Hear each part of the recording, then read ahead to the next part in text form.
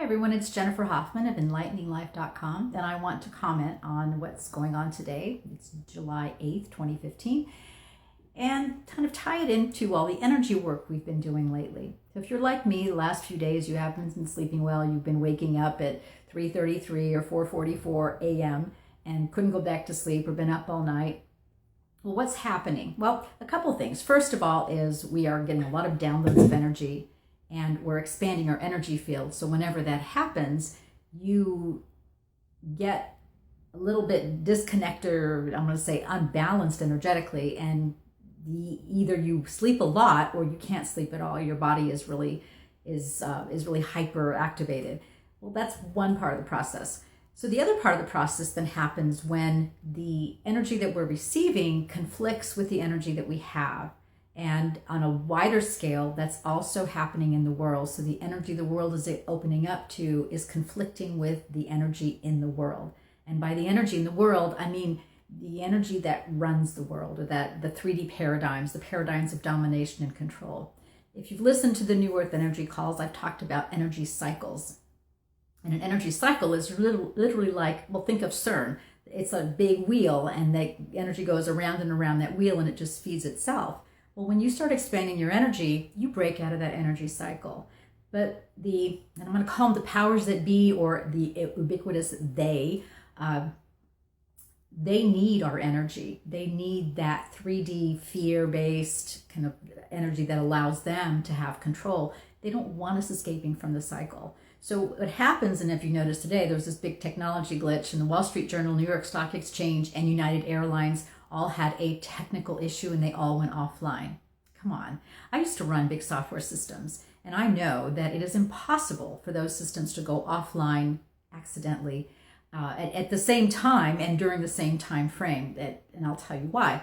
Because big software systems, important systems, are called mission critical systems, have something called redundancy. They have backups. They are mirrored. So the actual operating system has an exact copy that resides at another physical location, so that if the first system goes online, the second one immediately goes. It's like a backup generator, immediately goes online. They have their own power supplies. They have their own backup generators. They have staff that works there 24 hours a day.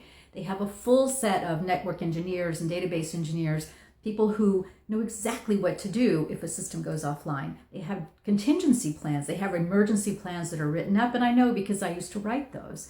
So it is impossible for 3 major computer systems to go offline at the same time. And no, it wasn't terrorists, although CNN did say in a number of times these were not terrorist attacks. What they were is somebody giving an order that said, shut the systems down. Why? Well, because in the last few days we have made a big energy shift, and the powers that be, so to speak, see all of us leaving this energy cycle. Well, how do they get us back in?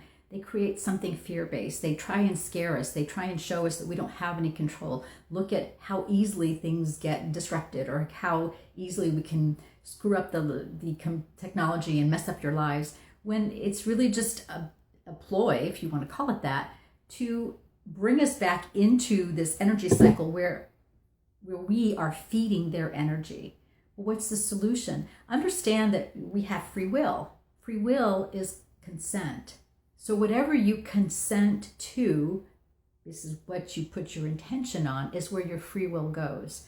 If you consent to the fear, then your free will is agreeing to the fear. If you consent to the manipulation and to the control and to all these things that tell you have no power, then you're actually unintentionally and unknowingly consenting to putting yourself back into that paradigm and back into that 3D energy cycle.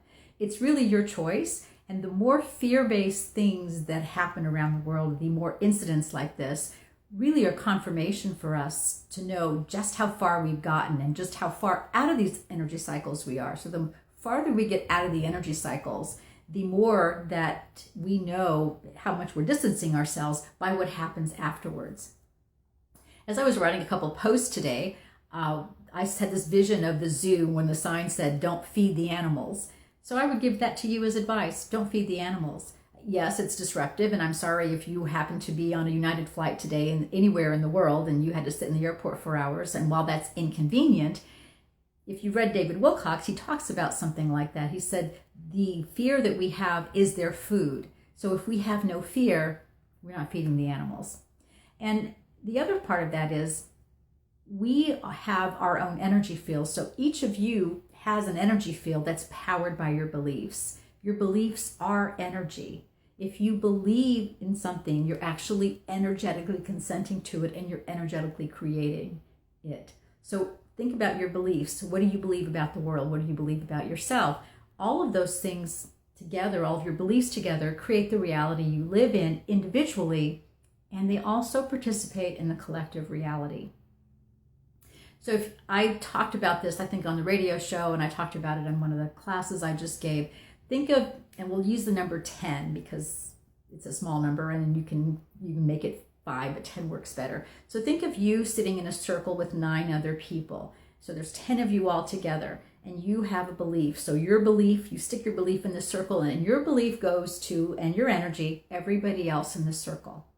And when it comes back to you, but when it comes back to you, it's augmented by the beliefs and the energy of every single other person in that circle. So you not only get your belief plus the beliefs of all the 9 other people, each of those people send out their beliefs, and what they get back is their belief plus the beliefs of all the other people in the circle. And this is what we do collectively, and we do this every second of every day, all day long, all year long, all the time. So as we collectively shift our beliefs, we're actually augmenting all the energy of that circle, which is the earth grid. But we are also giving new beliefs and new possibilities and potentials to everybody else in that circle. So think about how quickly that energy spreads. And then, of course, they have their own circles with their own people, and then that's how it spreads around the world. So the truth about all of this is we live in a highly manipulated world, but only 3D energy can be manipulated. So once you step out of those 3D cycles, you can't be manipulated anymore because you see the manipulation and you have other choices available to you. If you don't want to feed the animals, then don't be afraid and understand that your fear, your beliefs form your consent. This is where your free will goes. Where do you want it to go in your life? And where do you want it to go in the world? And the more that we choose peace, joy, love, abundance, benefits for everybody, the more we create the world like that. And we do have the power to do this. You know the power of shared intention. You know the power of shared energy and shared beliefs. As long as we keep our beliefs high, our energy high, our high vibes going, then we really don't have anything to fear, because no matter what else happens, it can't happen without our energy. And eventually, without our food, which is our fear, these 3D paradigms go away. I hope that's helpful. This is Jennifer Hoffman of EnlighteningLife.com. Thank you for watching, and I will catch up with you soon.